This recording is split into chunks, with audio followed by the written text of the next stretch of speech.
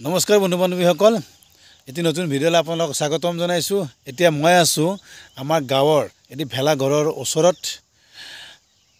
এই ভেলাঘৰৰ ওচৰলৈ অহাৰ লগে লগে মোৰ সৰুকালিতে আমি যেতিয়া LP স্কুলত আছিলোঁ সেই সময়তে পঢ়া এটি কবিতালৈ মোৰ মনত পৰিছে আৰু সেই কবিতাটিৰ দুটা ফাঁকি আপোনালোকক প্ৰথমে গাই শুনাব বিচাৰিছোঁ। সেই কবিতাটিৰ দুটা ফাঁকি হৈছে পুমহীয়া জাৰত কপি নিহালিখন লওঁ, মাঘ যে আমাৰ ভোগালী মাহ বিহুৰ পিঠা খাওঁ। এতিয়া ইয়াত যে কবিয়ে ক'লে যে মাঘ যে আমাৰ ভোগালী মাহ কিয় ক'লে, এই বিষয়ে কিছু আলোচনা কৰিবৰ কাৰণে মই মনত স্থিৰ কৰিছোঁ। মনলৈ অহা কথাখিনি আপোনালোকক জনাবলৈ ইচ্ছা প্ৰকাশ কৰিছোঁ। আশা কৰোঁ আপোনালোকে ভিডিঅ'টিৰ পৰা যদি ভাল লাগে তেতিয়াহ'লে কমেণ্ট কৰিব, বেয়া লাগিলেও আপোনালোকৰ সুন্দৰ সুন্দৰ পৰামৰ্শৰে এটি কমেণ্ট কৰিব নাপাহৰিব। আৰু যিসকলে মোৰ ভিডিঅ'টি উপভোগ কৰে তেখেতসকলে যাতে এটি লাইক কৰে, তাৰ বাবে মই আপোনালোকক অনুৰোধ জনাইছোঁ। এতিয়া কথা হ'ল, কবিয়ে কৈছে যে মাঘ যে আমাৰ ভোগালী মাহ কিয় কৈছে। ভোগালী মাহটো হৈছে ভোগৰ মাহ। এই ভোগৰ মাহ কিয় কৈছে বা ৰং ধেমালিৰ মাহ। এতিয়া কথা হ'ল যে যেতিয়া আমাৰ ইংৰাজী 1 জানুৱাৰীটো আহে, 1 জানুৱাৰীৰ পিছৰ পৰাই আমাৰ অসমীয়া সমাজত ব্যস্ততাৰ কোনো কি নাই, শেষ নাই।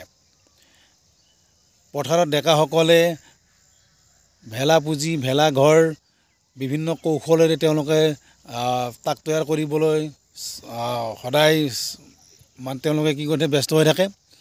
আৰু এই ব্যস্ততাৰ মাজতে আকৌ ঘৰত মহিলাসকলে কি কৰে, তেওঁলোকে বিভিন্ন ধৰণৰ যি আমাৰ মাঘৰ বিহুৰ বাবে প্ৰয়োজনীয় সামগ্ৰী, পিঠা পনাকে আদি কৰি চিৰা খুন্দালৈকে সকলোখিনি সামগ্ৰী যোগাৰ কৰাত ব্যস্ত হৈ থাকে। গতিকে এই মাঘৰ বিহুৰ আগৰ কেইদিন একেবাৰে মানুহ আমাৰ অসমীয়া সমাজত কি নাই, ব্যস্ততাৰ শেষ নাই। উৰুকাৰ দিনা আমি সকলোৱে লগ লাগি মিলি জুলি আনন্দ মনেৰে আমি কি খাওঁ, ভোজ ভাত খাওঁ।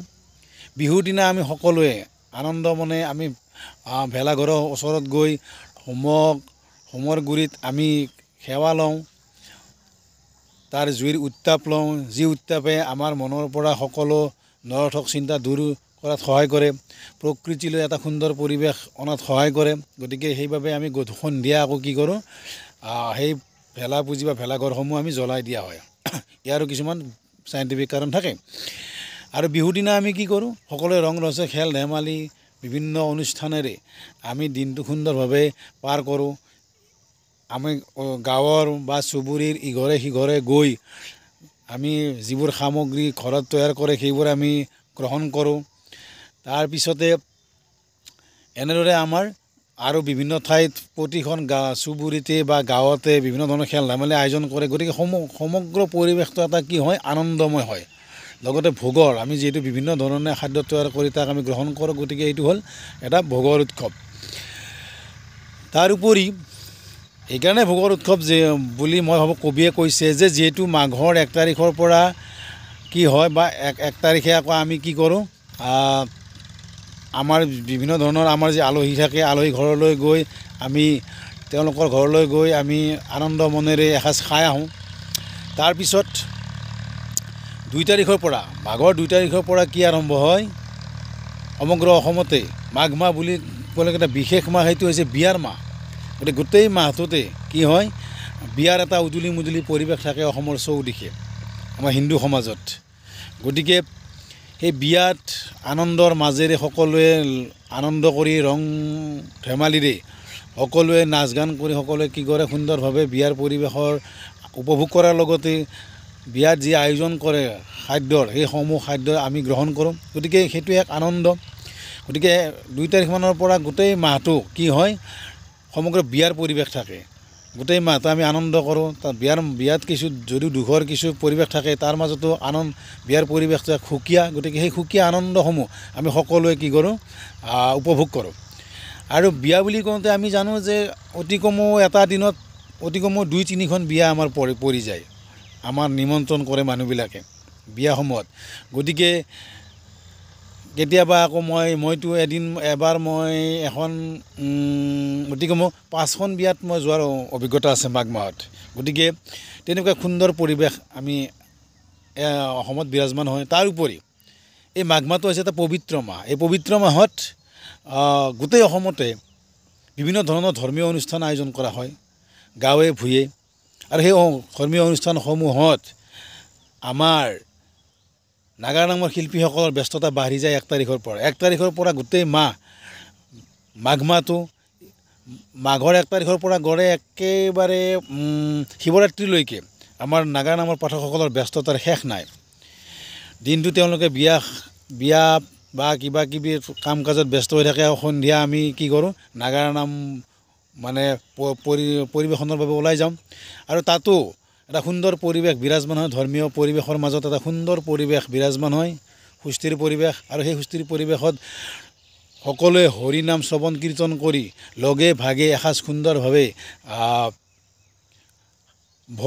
ভোজ বা খাদ্য গ্ৰহণ কৰাৰ এটা সুন্দৰ পৰিকল্পনা থাকে। গতিকে সকলোৱে হৰিনাম শ্ৰৱণ কীৰ্তন কৰি লগে ভাগে এসাঁজ খাই এটা আনন্দমুখৰ পৰিৱেশৰ মাজত সকলোৱে দিনটো পাৰ কৰে বা নিশাটো পাৰ কৰে।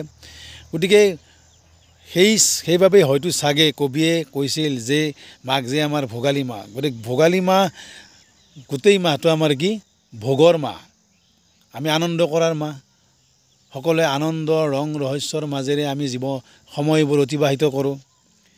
সকলোৰে মাজত থকা সম্প্ৰীতিৰ এনাজৰীডাল অটুট ৰাখিবলৈ আমি সকলোৱে যত্ন কৰোঁ। মিলা প্ৰীতিৰে সকলোৱে সময়বোৰ পাৰ কৰিবলৈ আমি যত্ন কৰোঁ। গতিকে কবিতাটিত কবিয়ে যি ধৰণে সেই শাৰীটি উপস্থাপন কৰিছে, এই শাৰীটিৰ যি মূল তাৎপৰ্য মোৰ মনলৈ অহা ভাৱখিনি আপোনালোকৰ মাজত মই শ্বেয়াৰ কৰিলোঁ। আশা কৰোঁ আপোনালোকে কথাখিনি শুনি আপোনালোকৰ মনলৈ কিছু চিন্তা আহিব, সুন্দৰ চিন্তা, ভাল বেয়া হওক গোটেইখিনি আপোনালোকে মোক কমেণ্ট যোগে জনাবলৈ নাপাহৰিব। লগতে মোৰ চেনেলটি ছাবস্ক্ৰাইব কৰিবলৈ নাপাহৰিব, কাৰণ এনেকুৱা সুন্দৰ সুন্দৰ ভিডিঅ' মোৰ মনৰ অনুভৱ লগতে সামাজিক যি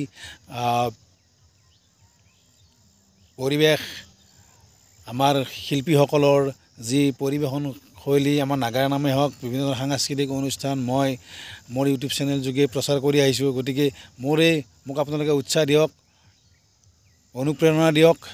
আপোনালোকৰ প্ৰেৰণাই মোৰ আগবাঢ়ি যোৱাত সহায় হ'ব। নতুন নতুন চিন্তাৰে সুন্দৰ সুন্দৰ ভিডিঅ' আপোনালোকৰ মাজলৈ লৈ আহিবলৈ মই আৰু উৎসাহ পাম, আনন্দ পাম।